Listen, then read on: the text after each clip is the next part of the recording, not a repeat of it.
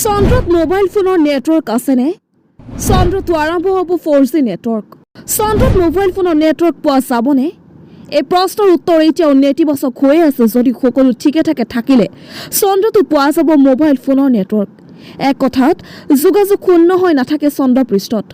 চলিত বৰ্ষতে চন্দ্ৰত মোবাইল ফোনৰ নেটৱৰ্ক আৰম্ভ কৰিব বিশ্ববিখ্যাত মোবাইল ফোনৰ কোম্পানী নকিয়াই। প্ৰকাশিত খবৰ অনুসৰি চন্দ্ৰত আৰম্ভ কৰা হ'ব 4G নেটৱৰ্ক। কোম্পানীয়ে প্ৰকাশ কৰা বিৱৰণ অনুসৰি নকিয়াই চন্দ্ৰত 4G নেটৱৰ্ক মুকলি কৰিবলৈ সকলো প্ৰক্ৰিয়া সাজু কৰি তুলিছে। CNBCৰ খবৰ অনুসৰি স্মাৰ্টফোন ব্ৰেণ্ডটোৱে 2023 চনৰ শেষৰ ফালে চন্দ্ৰত যোগাযোগ ব্যৱস্থা গঢ়ি তুলিবলৈ চেষ্টা চলাই আছে।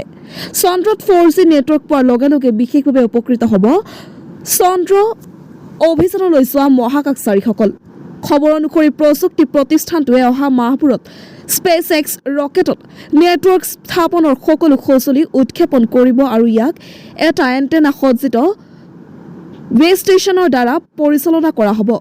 এই এণ্টেনা নোভা-চি লুনাৰ লেণ্ডাৰত সংৰক্ষণ কৰা হ'ব। ইয়াৰ সৈতে এটা সৌৰ শক্তিচালিত ৰভাৰো থাকিব। জানিব পৰা মতে লেণ্ডাৰ আৰু ৰভাৰৰ মাজত LTE সংযোগ স্থাপন কৰা হ'ব। শেহতীয়া 4G নেটৱৰ্ক নাছাৰ আৰ্টেমিছ 1 অভিযানৰ সময়ত সফলভাৱে ব্যৱহাৰ কৰা হ'ব।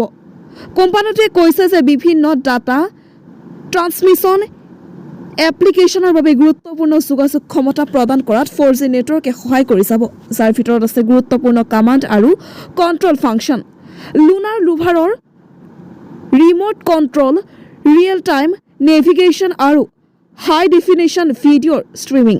নকিয়াৰ এজন কাৰ্যবাহীয়ে প্ৰকাশ কৰিছিল যে এই নেটৱৰ্কে ভৱিষ্যতৰ মহাকাশ অভিযানৰ বাবে যোগাযোগৰ সমস্যা সমাধান কৰাত সহায় কৰিব।